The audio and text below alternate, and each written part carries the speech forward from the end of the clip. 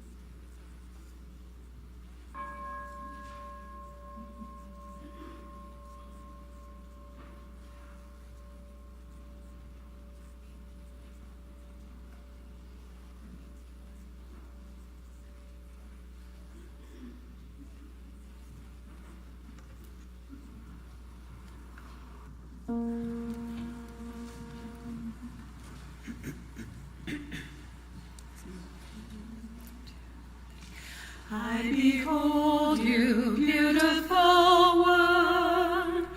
I behold you, child of the earth and sun.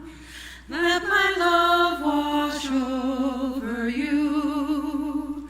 Let my love watch over you.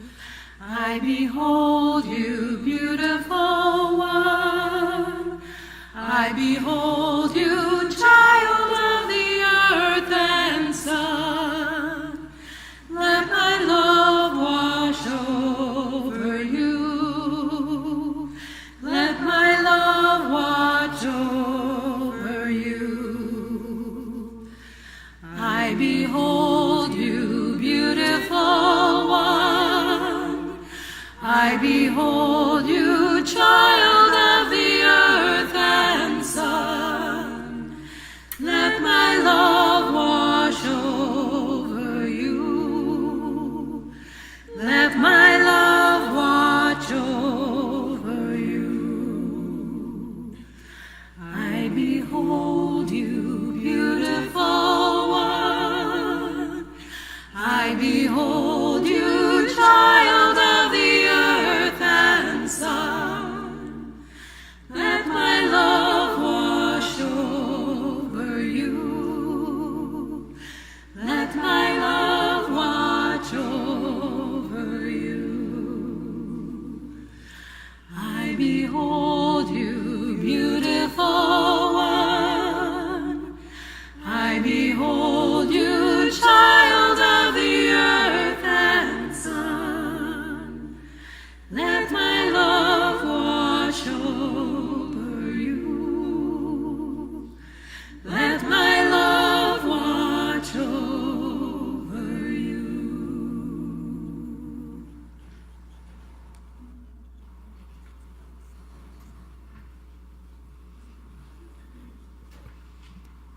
It is not by chance that you arrived here today. You have been looking for something larger than yourself. Inside of you, there is a yearning, a calling, a hope for something more, a desire for a place of belonging and caring. Through your struggles, someone nurtured you into being, instilling in you a belief in a shared purpose, a common yet precious resource that belongs to all of us when we share. And so you began seeking a beloved community, a people that does not put fences around love, a community that holds its arms open wide to the possibilities of love, a heart home to nourish your soul and share your gifts. So welcome home. Welcome to worship. Come, let us worship together. As we begin our service, as we always do, we take a moment of grounding to acknowledge that we are gathered on the traditional land of the Duwamish people, stewards of this land, past, present, and future. With humility and gratitude, we honor this land and the Duwamish tribe and commit to our role in the story of repair, of our relationship with this land and its people. Whoever you are, wherever you have come from, whatever the color of your skin, whoever and however you love, however your body moves or your brain works, however you identify, you are welcome in this faith community. Our Unitarian Universalist tradition has no test of faith, no creed or oath to swear. We have instead the promises we make to one another, commitments we make to healing a hurting world within and beyond these walls. Welcome, everyone.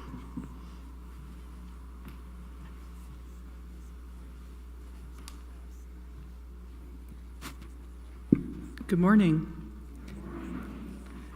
I'm Vaughn Bell, a worship associate, and I'm joined by Reverend Carter Smith, It's good to be together for this service on the theme of love at the center.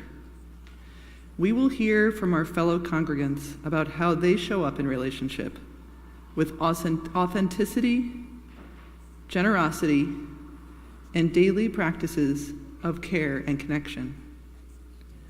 We will also honor the first night of Hanukkah as we enter the holiday season, honoring enduring light in the darkness. If you are with us for the first time, or the first time in a while, we are especially glad to have you.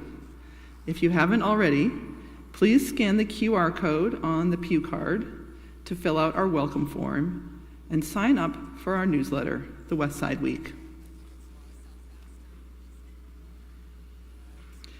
This chalice is the symbol of our Unitarian Universalist heritage.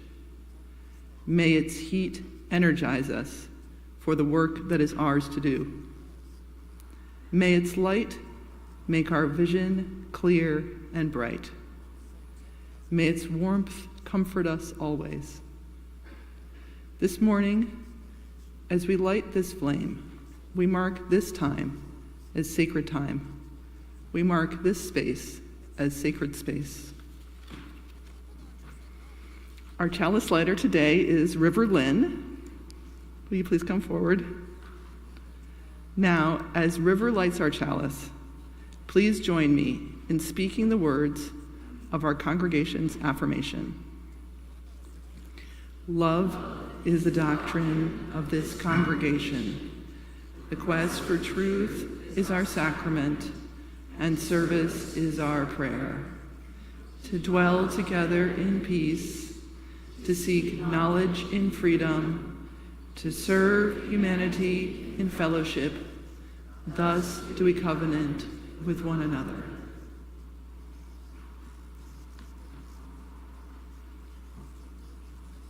Please rise in body or spirit for our opening hymn, When I Am Frightened.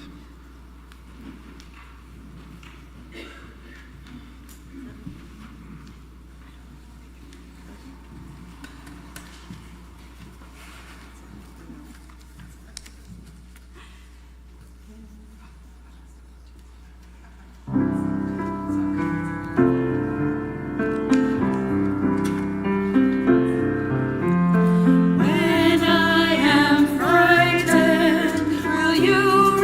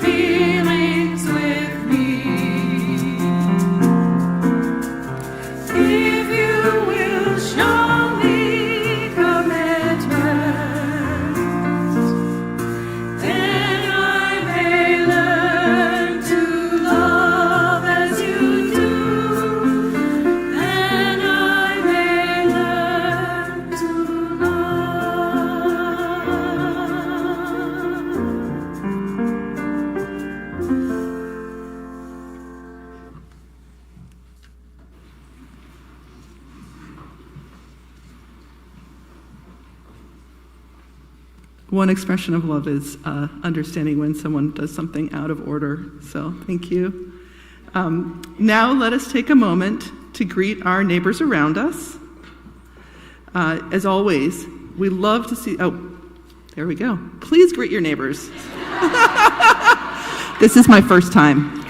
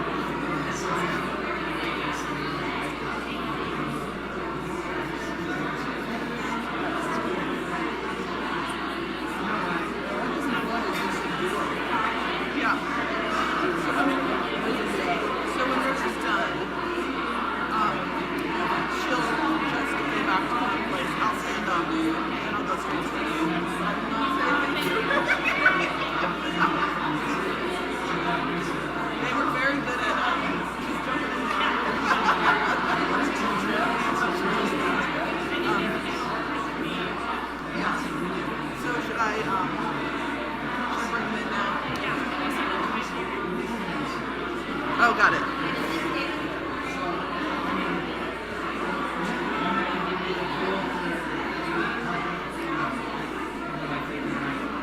So I should just do a little. Okay.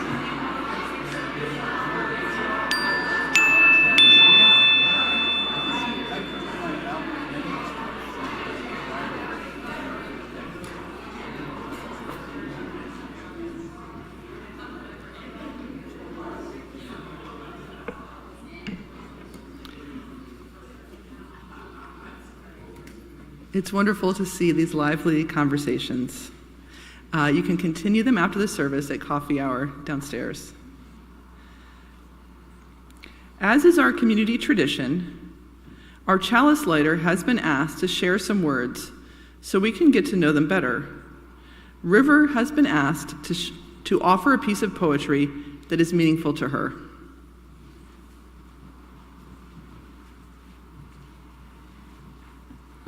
Good morning and welcome. As mentioned, my name is River, and I am honored to have the opportunity to be the keeper of the flame for today's service. I am also excited to get to share with you a little bit about how I keep love at the center. Now, I could talk about love for days, but my 5-minute timer has already started. So, I put together a bit of a open mic spoken word piece that I kind of Frankenstein together. I swiped inspiration from a couple other poems and glued them together into my own patchwork quilt. So, my goal in doing this was to paint a bit of a picture of some of the things I've learned about love across the crazy journey that has been the last 5 years of my life. So, without further ado, my poem is Love is a Choice, and usually a hard one.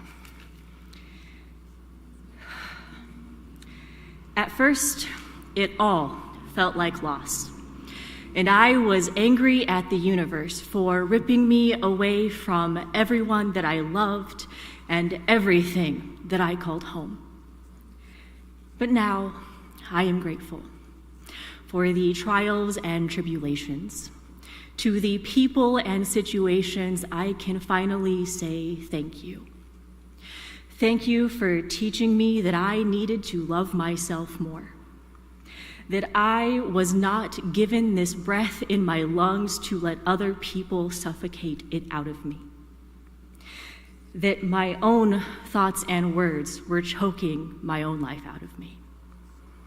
So I hunted these thoughts down. I dismantled the I can'ts and the I'm not good enoughs. I crawled around on hands and knees through the interior of my being, scrubbing the self-hate off my bones until love was exposed, until I learned that I am my own home, that I am a temple worthy of worship. And some days I still forget to look at myself with kind eyes or speak to myself with soft words. But I strive to always remember that our first love and our last love is self-love. That our heart is a vessel and we must fill it first.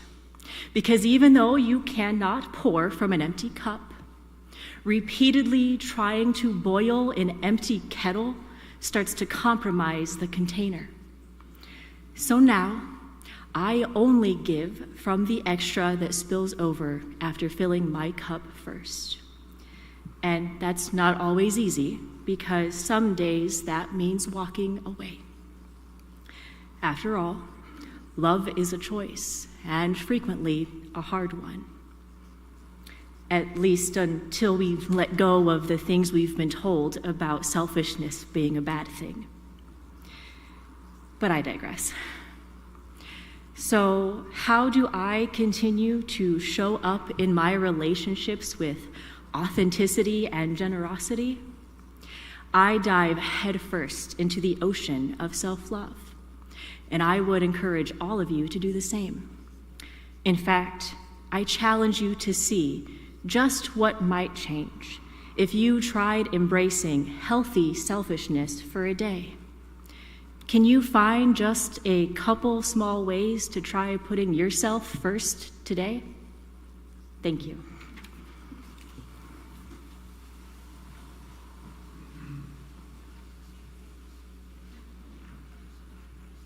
Thank you, River.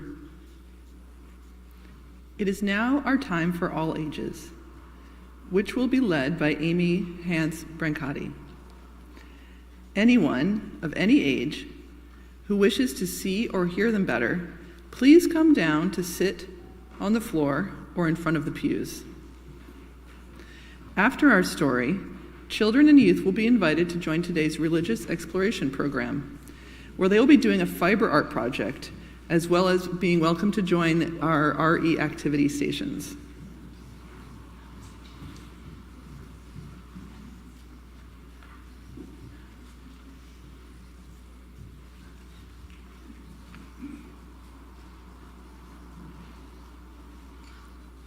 Good morning. So great to see all of you. Today we are, in just a minute, going to try something in the spirit of what we do every first Sunday downstairs at Spark Sunday. This is just one part of it. And what that's called, that piece is called a light and lively. And it's something to get some good energy going inside and hopefully some feelings of delight. But before we do that, and connection, well, first I want to ask, how does that sound to you? All right. Hello. I wanted to ask you, and if anybody would like to share, I welcome that. Is there anything that you sometimes say to yourself, maybe inside your head, or even write to yourself, maybe in a journal, that makes you feel good? Yes, Kestrel.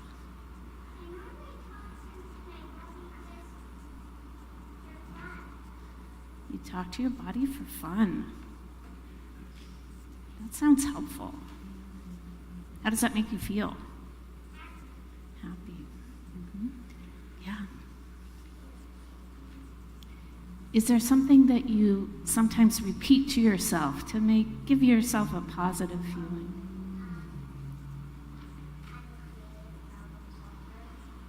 I don't know if you heard that, but Nora said she's a creative problem solver.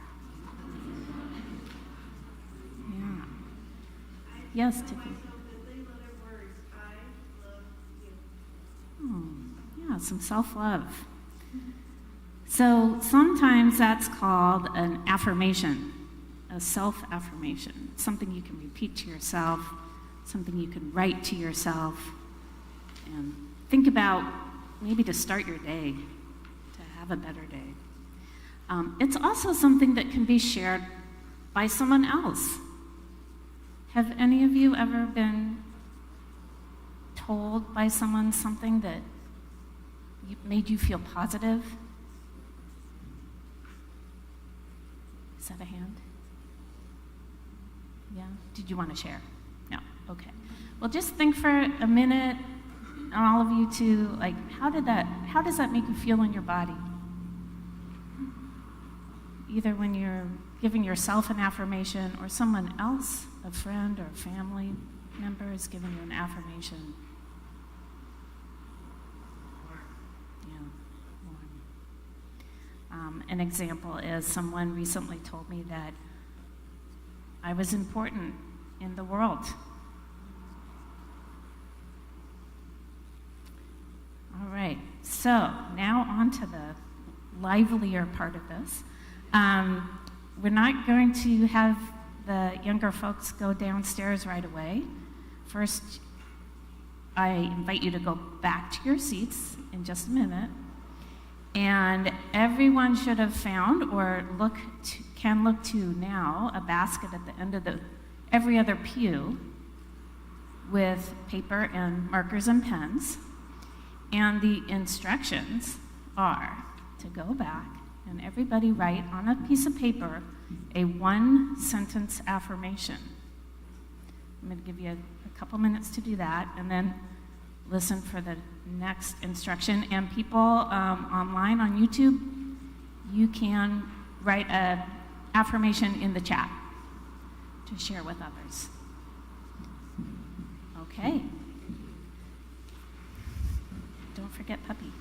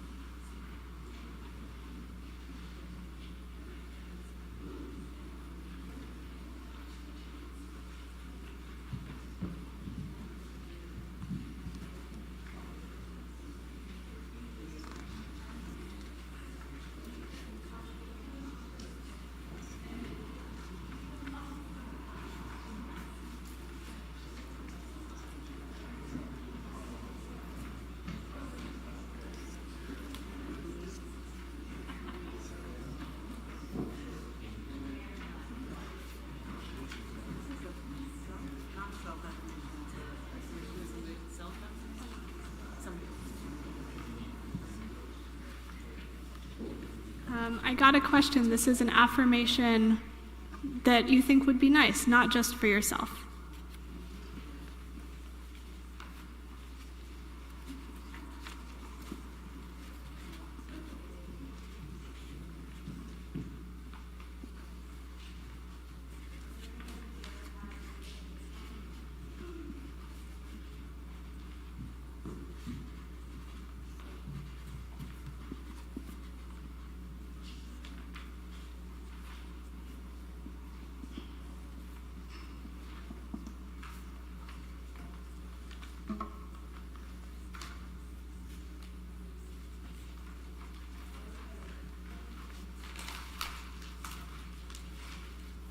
All right. So, next instruction. Take your piece of paper, crumple it into a ball. Imbue it with your love. And now we're going to have a paper ball exchange. You don't want to end up with your own affirmation.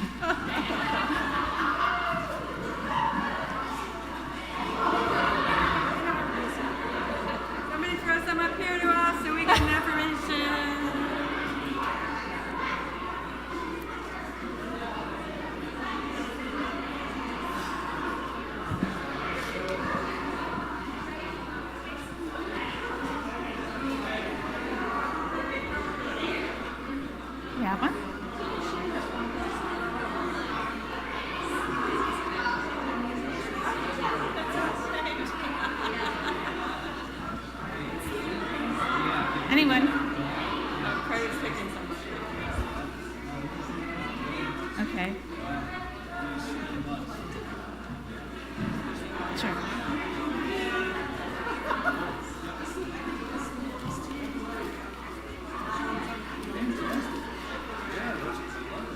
All right.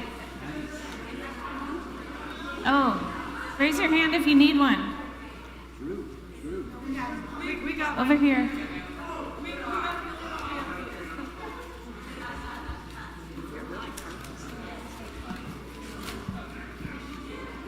I need one.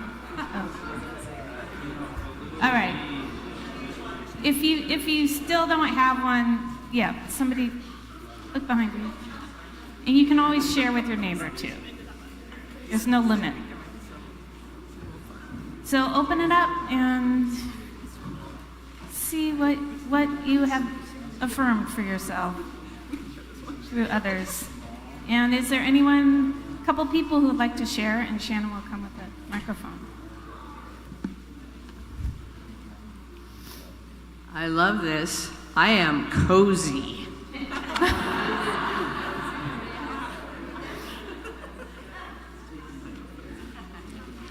The good life is yours today. And one more.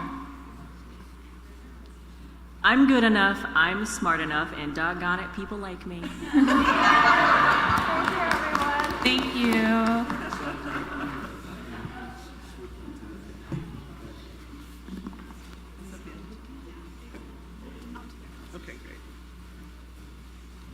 Thank you very much, Amy, for that wonderful activity.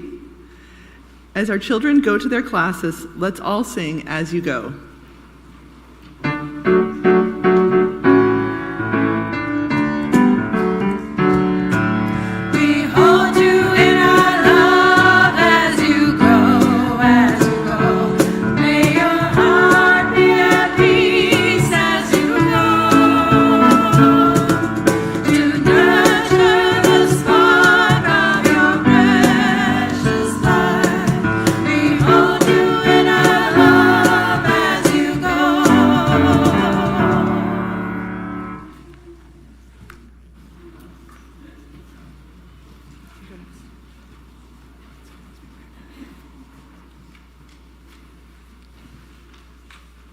In a moment, we will share in our offering, a practice of generosity that sustains the work of this congregation. Each month, 1/3 of our undesignated offerings go to a partner in the wider community. For the month of December, our community giving recipient is Orion Center Youth Care. Located on the corner of Denny and Stewart, the Orion Center serves as a safe and welcoming place for young people ages 12 to 24 throughout the day, and a 20-bed shelter where homeless youth can stay up to 90 days. Our donation will help Orion Center to provide holiday items that keep young people warm, dry, and fed during the winter season. You can give by cash or check in the baskets that will be passed around. We have envelopes to record your name on these if you would like. To give by text, follow the instructions on the screen. And now, please enjoy this gift of music, Sending You Light by Melanie DeMore, performed by Rainier Reunion.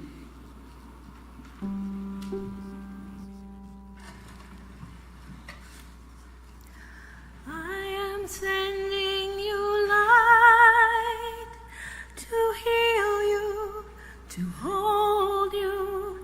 I am sending you light to hold you in love. I am sending you light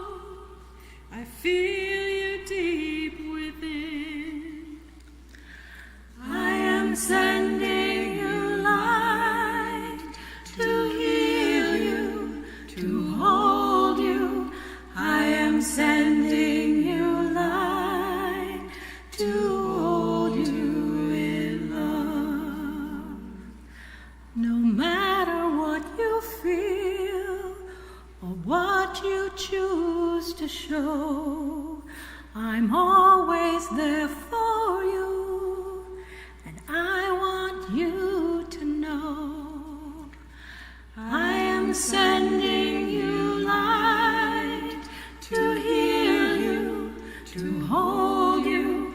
I am sending you light to hold you in love. I am sending you light to heal you, to hold you. I am sending you light to hold you in love.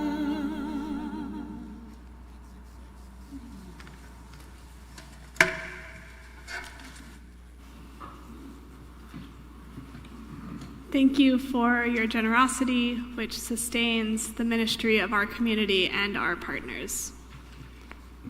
Thank you, Rainier Reunion. We now take a moment to make collective space for holding the joys and sorrows of our community. As a reminder, there's a link in our newsletter to share joys and sorrows, and also a basket in our entryway. We have a joy from Regina Brennan, who is celebrating her 80th birthday. It was this past Tuesday. Woohoo. Good job, Regina.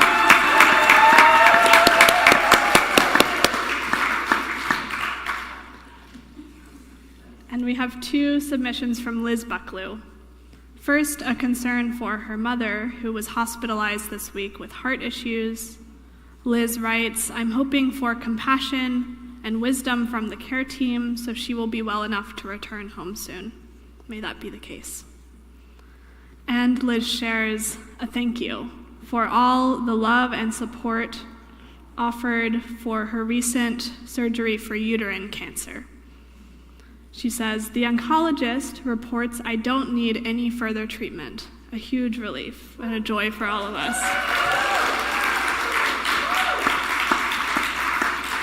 Liz shares gratitude for this beloved community. And we have some sorrows from beyond our walls.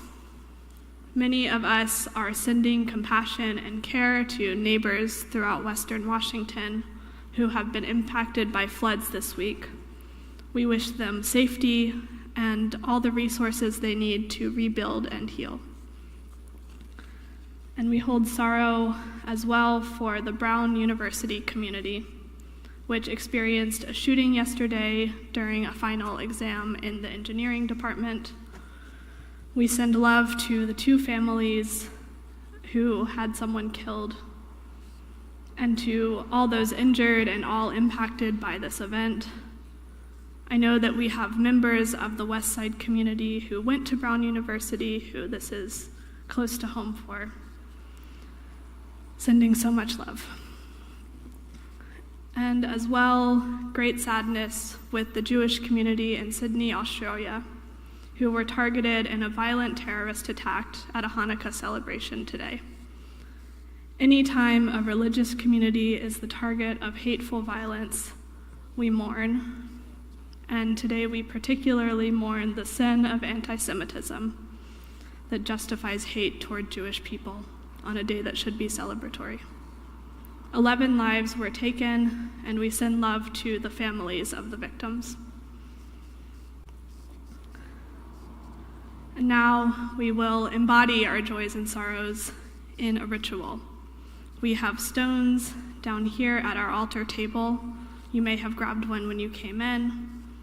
During this ritual, you are invited to approach our altar table from the side aisles, place a stone into one of our water bowls, and then return to your seat down the center aisle. You are invited to hold your stones with care and intention, feeling any joys or sorrows you'd like to place on our common altar. For those of you joining remotely, you are invited to do the same with a stone or another precious object and place it with care and intention on a table or altar near you. Let us begin.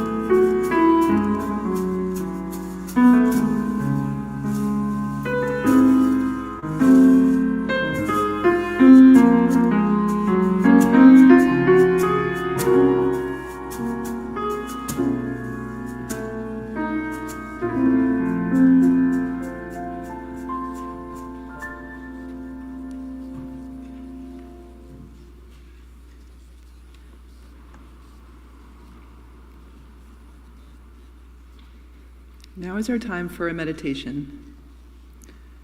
For this meditation, I want to share a reflection on how love is experienced as something we both give and receive with the natural world.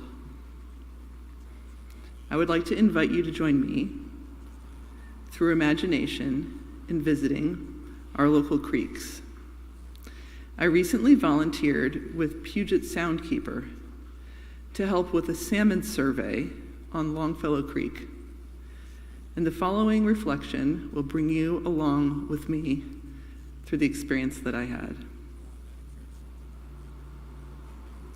We walk along muddy banks of creek in the rain, knowing that the rain swelling the creek makes home for salmon, and also sometimes kills them with toxic runoff from roadways.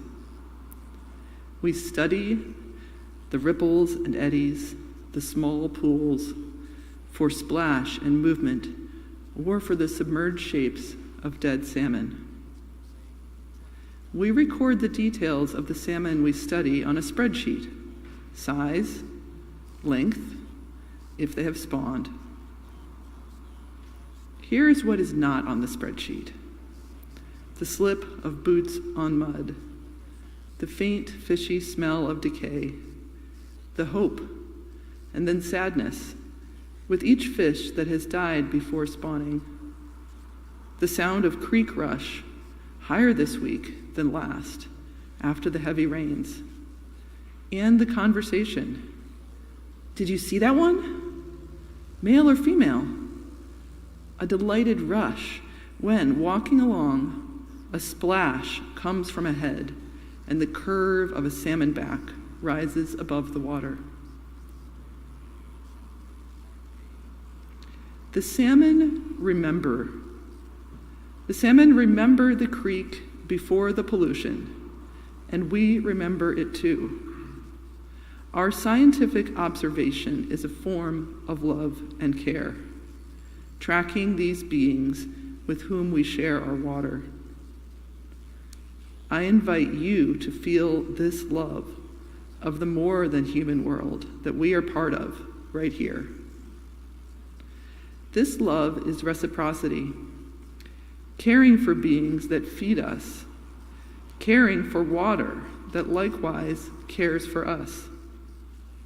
There is work to be done, but there is also a place for gratitude and rest.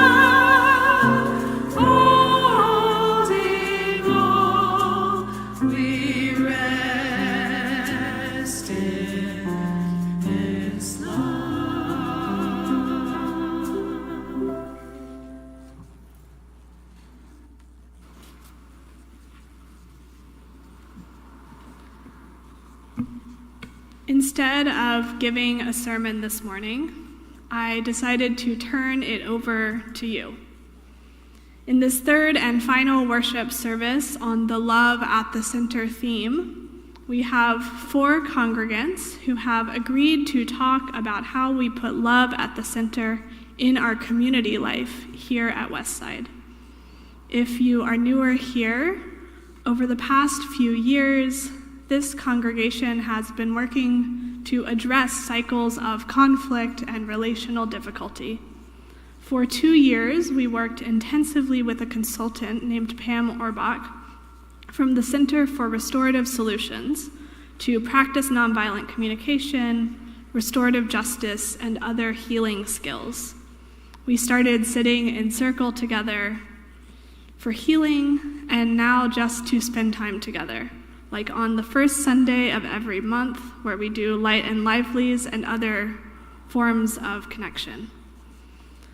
Last year, this congregation wrote and affirmed our new community covenant of right relations, and in an act of UU innovation, many congregations have a covenant, but we wrote a companion document, Pathways to Reconnection and Repair, giving us frameworks for how to come back to one another. While a lot has changed in the past couple of years, the work is never done. What a gift, though, that we now have tools to work through issues that arise and tools for connecting on a deeper level as we strive to be more welcoming, more authentic, and more just in all that we do together. So with that, I will turn it over to Riley, who has our first share.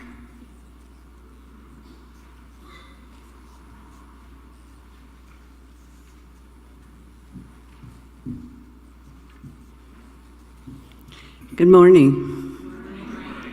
I'm Riley, and I'm a member of the core team of the Right Relations Committee.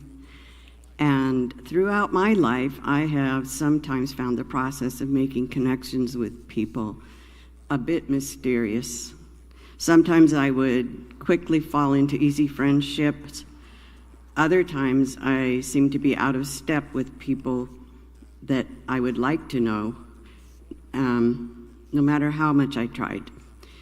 I really felt I wanted more connection, more trust, more grace, more joyful relations with everyone, especially here at church. Clearly there must be something I could do differently. But what? And did other people experience this? What was stopping any of us from making warm, easy connections? I joined the Right Relations Committee at a time when that committee was beginning to take a look at these questions.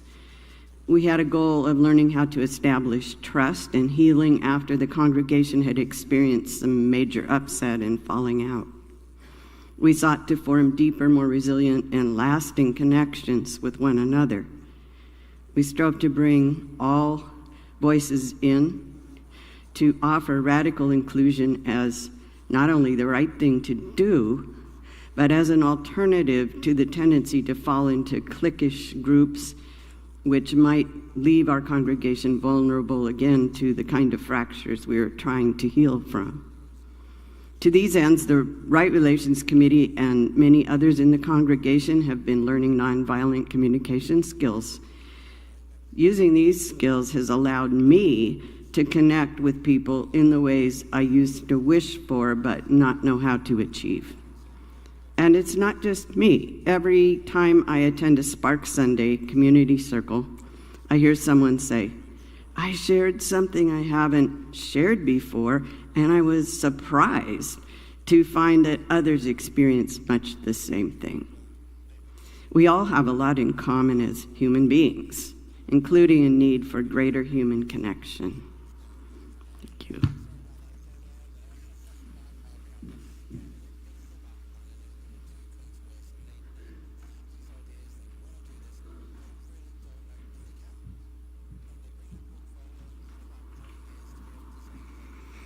Good morning, everyone. Hi, I'm Story. I'm so glad that we came together as a congregation last year to write the covenant and then the pathways to repair. So many people were involved in this. Everyone who wanted to be involved had a chance to make suggestions and weigh in. I was fortunate in that one of my first tasks as a new member of the core team was to help compile all the suggestions that people offered. It was good to spend time with those comments and make sure that everyone's voice was included. Ooh, I'm getting a wave of nervousness. Started out fine and then I got gripped. Okay. Dolly Parton once said, figure out who you are and do it on purpose. That's what we did, and I choose to believe that Dolly would give us the thumbs up on that. Here is a simple story of a time when I needed to be reminded of all this just after the first draft had been written. Through circumstances beyond anyone's control, I was alone in an unfamiliar city for much of the first 18 hours after Election Day 2024, when we all knew that Donald Trump had become president-elect. My nephew-in-law had a stomach bug, and I couldn't stay in that family home, so I was at an Airbnb on election night. My niece helped me check out the next morning, and we had breakfast and shared our visceral sense of heartbreak. After she went to work, I had about 10 hours to kill in Tucson before we were going to meet up again for that night for a drive to Phoenix, where she and a close friend were going to do a work training, and I was going to provide childcare for her 2-year-old son during the day. I went on an epic walk around Tucson and tried to just let myself grieve while also soaking up the novelty of being in a new city. That night I had dinner with my niece's work friend, and we also shared a sense of uncertainty and heartbreak. Then at 10 p.m., we met my niece and began the 2-hour car trip to our Airbnb near Phoenix. With my hearing loss, if it's a 3-person ride, I often sit in the back because I really can't hear much. It was dark and I couldn't see much outside. Alone with my thoughts, I went into a sort of obsessive rumination and righteous indignation spiral, thinking in us versus them terms and climbing up on a soapbox in my mind to lecture various powers that be about why they were wrong. If this period had lasted about 10 or 20 minutes, well, that's okay. That's doable and understandable. But this was going on way too long. Simultaneously, I knew that in 12 hours, my 2-year-old great-nephew was going to be dropped off in Phoenix, and I was to be his caregiver for 3 days from breakfast till dinner. He was and is small, agile, adventurous. And I knew that I needed to keep eyes on him and my heart open to him more than I needed to ruminate about certain corrupt politicians. Out of the blue, it came into my head, remember the covenant. So I did everything I could to recall the language and the values of the covenant, the core themes, the process that we all went through. The determination to respect, our determination to respect the dignity and worth of others as well as ourselves. I don't know if that took 15 minutes or a half an hour or an hour, though it was a while. In some way, you were all with me then. It worked. By the time we got to Phoenix, I was still in a fair amount of pain, though it was different than being caught down a rabbit hole of indignation. And I was clearer about how I could be committed to taking political action while still holding these values. For that, I am so, so grateful. A friend introduced me to a Ram Dass quote that always made a lot of sense to me. He said, "Mature love is a balance of compassion and backbone." As I see it, we at Westside are cultivating mature love. And the covenant and pathways to repair are very helpful and vital parts of that. Thank you all. I'm so glad we're in this together.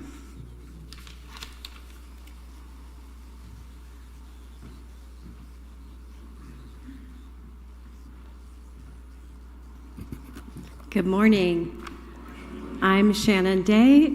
It is my privilege and pleasure to serve this congregation as the Director of Operations. It is, and maybe even bigger privilege to have served on the core team for the last 2.5 or 3 years. It's been such a learning journey for me. And I was asked to do a reading for us this morning, and it's pieces of an essay written by the Reverend Rebecca Parker, and it's part of this collection of essays called Love at the Center that Carter referenced a lot in her 2 sermons, or her 1 sermon before this one. So here we go. Love must live in the present, here and now, in covenant with one another. We can practice and learn the ways of love. Now, not some other time, is when we need loving encouragement, mutual care, and respect for our wholeness and dignity, especially given the context of injustice and hate. Through love's spiritual disciplines, we can embody beloved community as a present tense antidote to the systemic evils harming our world. We can provide a haven of resistance to the forces of division, of exploitation, of apathy, and even cruelty alive in the world today. We can center joy in the exquisite gifts of diverse life in this present paradise where we struggle and conflict persists, but love abides. We can manifest the spiritual stamina to hold fast to that which is good in the face of oppression and threat, even from members of our own community, and can do so with gentle persistence. We can do more than look to the future. We can bring hope home today. We need one another to practice and learn the ways of love.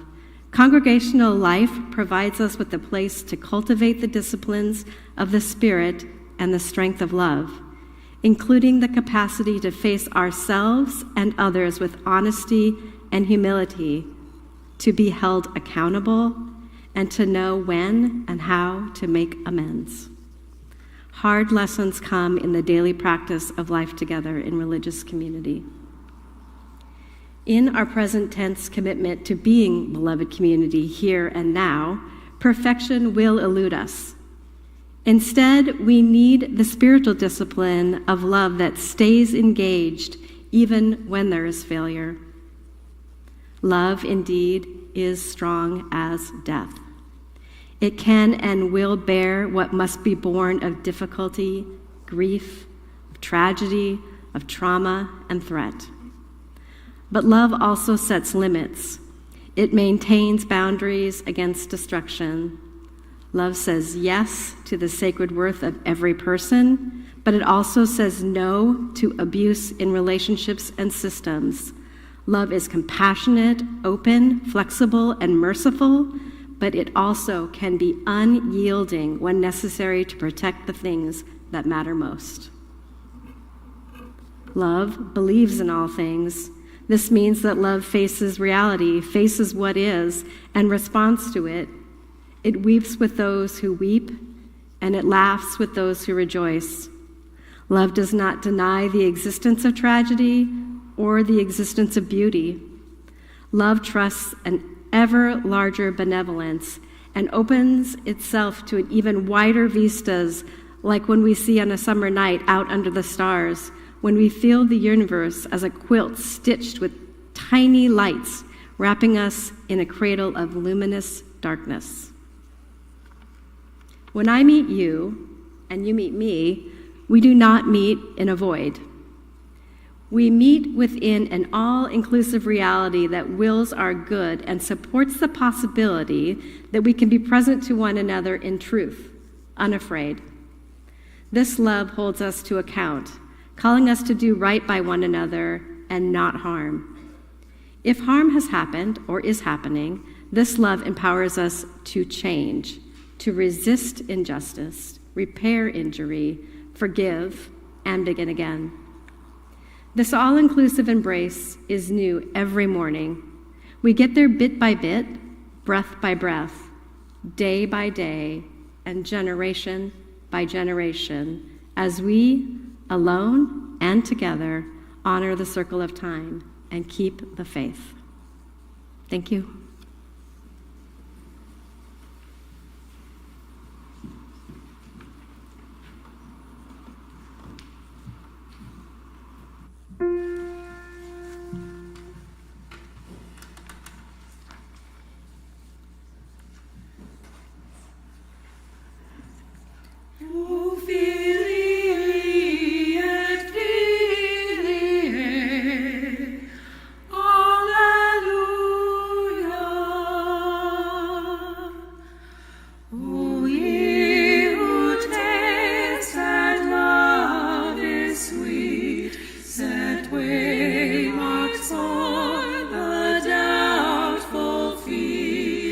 Stumble on in search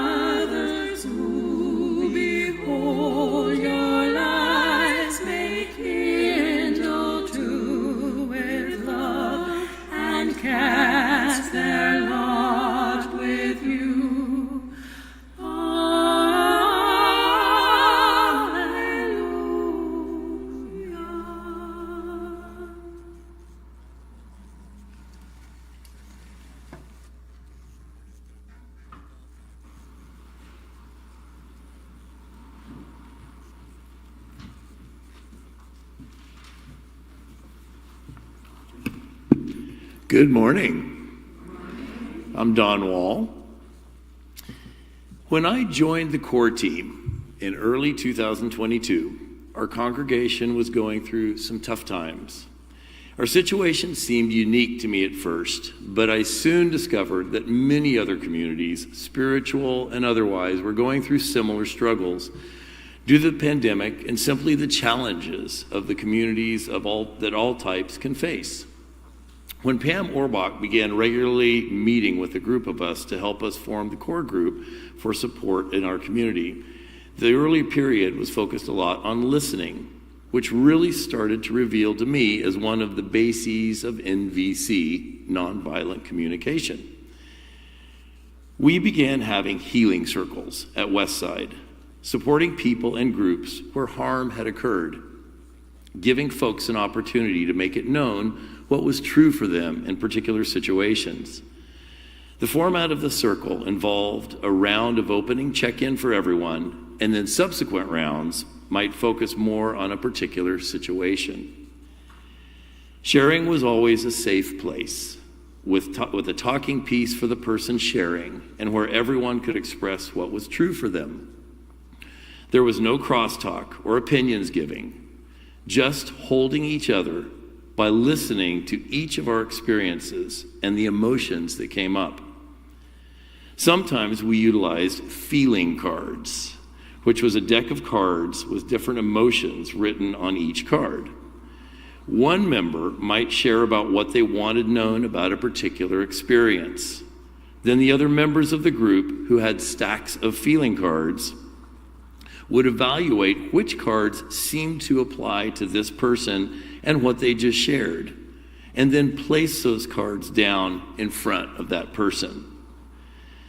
This effect of supporting loving gestures brought many of us, and I include myself, to tears, feeling that we were seen and understood by others. It was really powerful.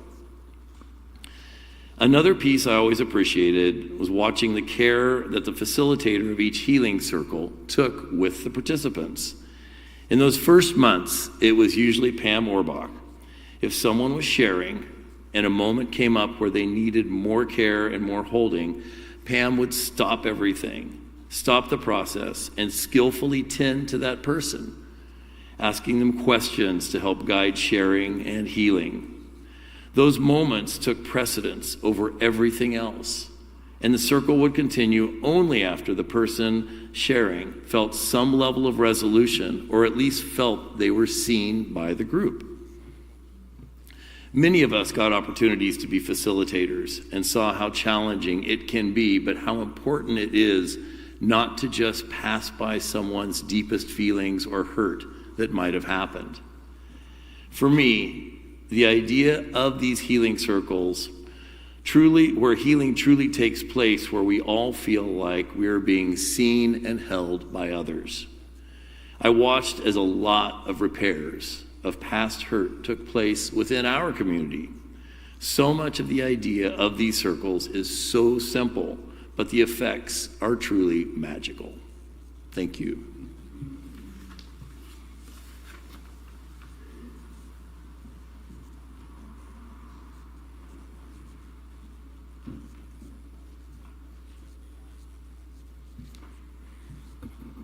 Hi, my name is Regina Brennan, and actually building on what everyone, but Don especially, just said, I'm a regular attendee of Westside Spark Sunday service it's on the first Sunday in the social hall, every month in the social hall. I have sometimes had the experience of having people come to the door in the social hall, people I've never seen before, and peek in and say, "Is this a Sunday service?" Doesn't look like it. You're sitting in a circle. There's coffee back there. There's an altar in the middle of the room. Well, this is a slightly different monthly Sunday service, I tell them. It's one where we gather and have guided conversations about being together in community. Everyone is welcome, though, and even if it's your first time, it's interesting. There's tea, coffee, snacks. We have lots of room. So far, I have never had anyone respond, oh, that's okay, I'll come back next week. I mean, who wants to get that close that soon? Because what they're looking for is community. As I look around the congregation today in the pews, I see quite a few of those people in the pews still, months later. Spark Sunday services are facilitated by core team members who work to uphold our community covenant created to help us with these pathways to repair and connection in times of conflict or no conflict, just connect. Spark Sunday services, you know what? I think I just said this paragraph. I'm 80. Okay.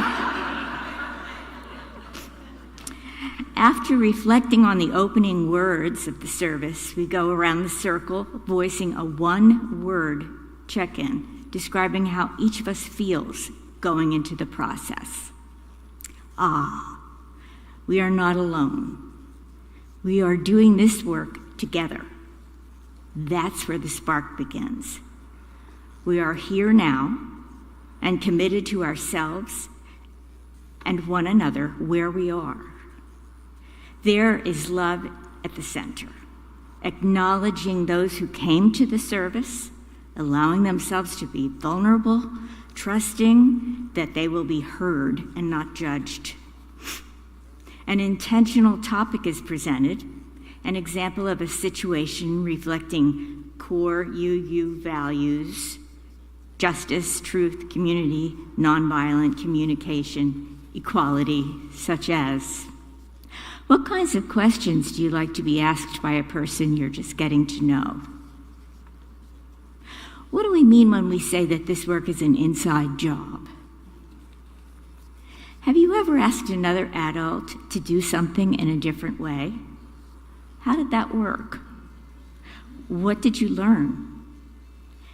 Pairing up, we start our process of reflective and empathic listening, each person sharing their reflection on the topic while the other listens without judgment or comment. And then we reverse. I have been struck by the fact that the person I am speaking to often expresses exactly the same thing that I am thinking. How about that? I thought they were very different from me. Guess what?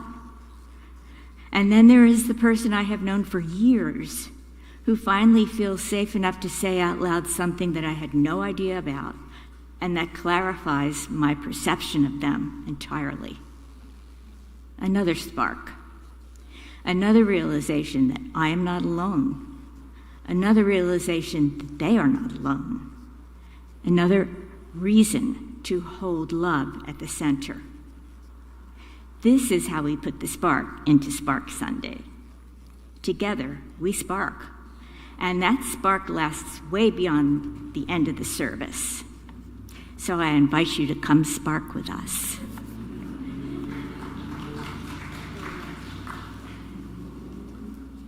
Hi, I invite you to rise in body or spirit for our closing hymn, and I'll acknowledge this is about the time we would normally end, but this is a song we wanted to share, so just hang tight. This is our closing hymn.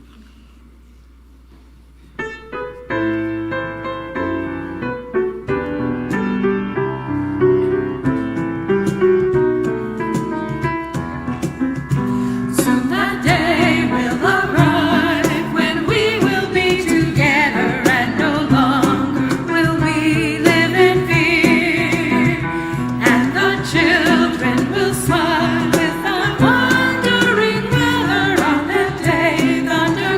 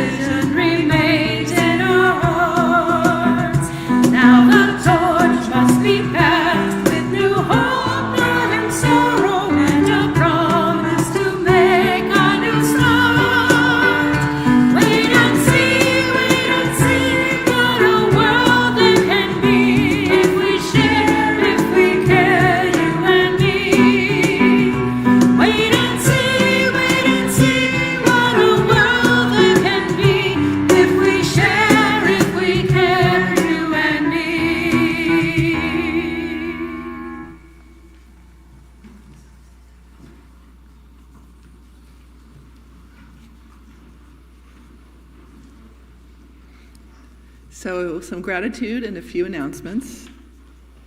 I'd like to send a special welcome to our new percussionist, Cliff Swigert.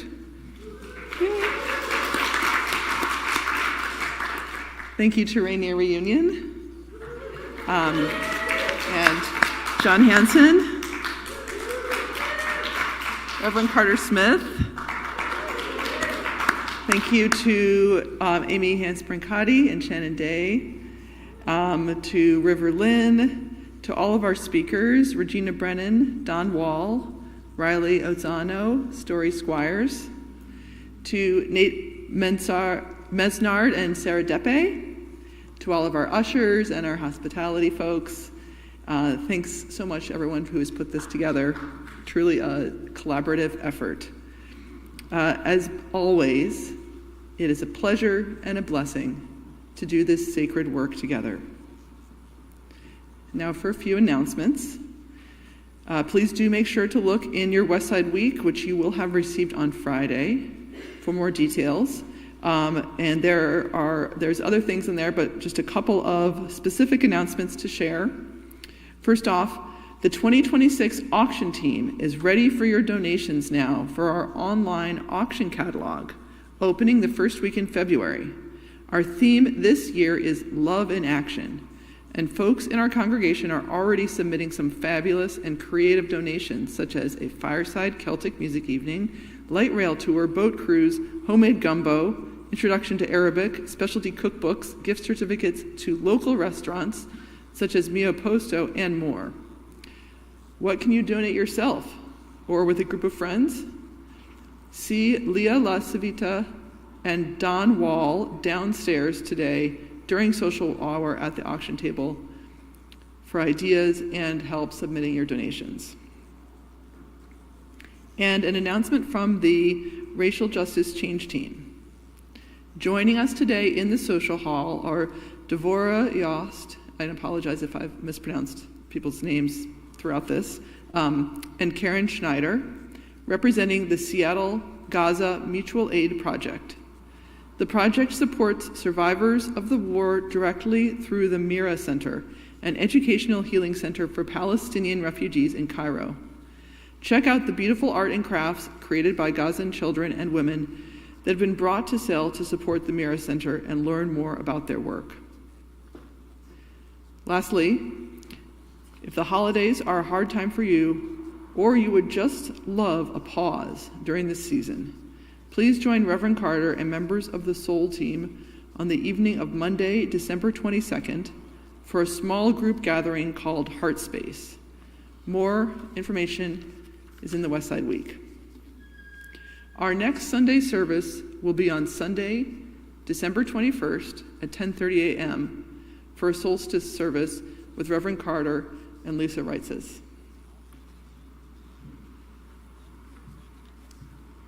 Thank you, Vaughn. I invite you all to rise in body or spirit one last time for our closing words.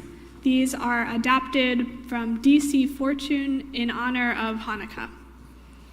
In a minute, we will release our flame, knowing we are entering a festival of abundant light. While we release our flame today, we know that we will carry its spark with us, a symbol of our free faith. As we go from here, may we remember the miracle of the oil that kept burning, even when it wasn't expected. May we invite small flames in to mark the nights of this midwinter as we wait for the sun to return. May we carry the lights with us until we are together again. And now, as River releases our flame, may you go into this week blessed and blessing the world. We hold you in our love as you go.